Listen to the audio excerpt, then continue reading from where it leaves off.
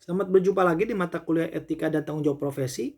Setelah sebelum ujian tengah semester membahas teori-teori etika, maka kita coba mendaratkan teori-teori etika itu pada pengalaman-pengalaman. Salah satu bahasan yang menarik adalah mengenai profesi.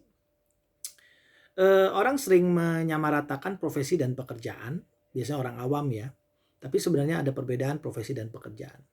Yang pasti pekerjaan tentu adalah bentuk cara manusia mengada, cara manusia menjadi eksis, cara manusia berkehidupan. Jadi bekerja itu kalau kata Karl Marx tidak hanya sekedar memenuhi kebutuhan, tapi juga merupakan bentuk objektivisasi atau pernyataan diri manusia terhadap alam. Karena beda ya manusia dengan makhluk lainnya. Misalnya kalau manusia lihat seekor kambing, bagi hewan tuh rumit. Kenapa? Karena nggak bisa langsung dimakan kalau manusia lihat kambing. Dipotong dulu, dikuliti dulu, dimasak dan seterusnya. Jadi ada proses melakukan konsumsi kambing tadi. Tapi kalau hewan lain misalnya harimau dan sebagainya langsung terkam kambing tersebut langsung dimakan. Jadi itu ciri khas manusia. Nah pekerjaan itu yang membedakan manusia dengan makhluk lain. Nah tapi tidak semua pekerjaan itu adalah profesi. Karena pekerjaan itu ada tuntutannya. Ada beberapa ciri untuk bisa dikategorikan pekerjaan, yaitu harus ada ciri-ciri pengetahuan.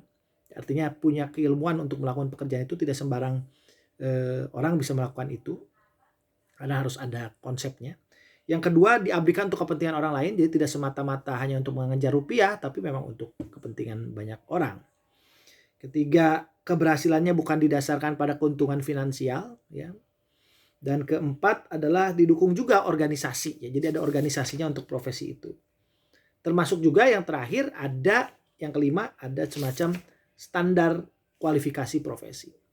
Nah, makanya kemudian profesi menjadi berkembang ya karena dia paling tidak memang perlu keterampilan-keterampilan khusus. Kalau mau dibuat singkat ya profesi itu adalah pekerjaan juga, tapi pekerjaan yang punya spesifikasi, yaitu punya pengetahuan khusus untuk itu, adanya unsur keterampilan, adanya organisasi profesi untuk memastikan keberlanjutan profesi tersebut, dan jangan lupa ada juga kode etik. Jadi kode etik terkait dengan profesi agar setiap pekerjaan tersebut memenuhi standar, ya tidak sembarangan dilakukan dan juga tidak merugikan orang lain karena ada kode etik yang menjaga moralitas pekerjaan tersebut.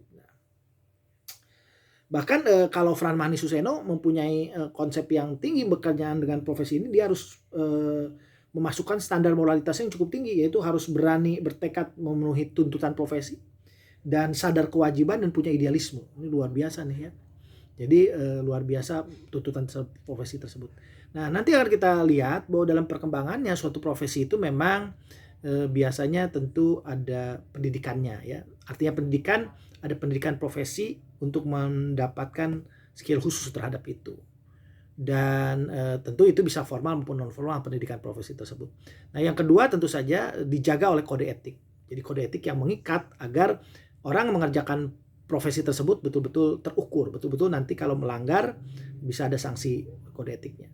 Yang ketiga tentu ada organisasi profesi yang memelihara kegiatan tersebut.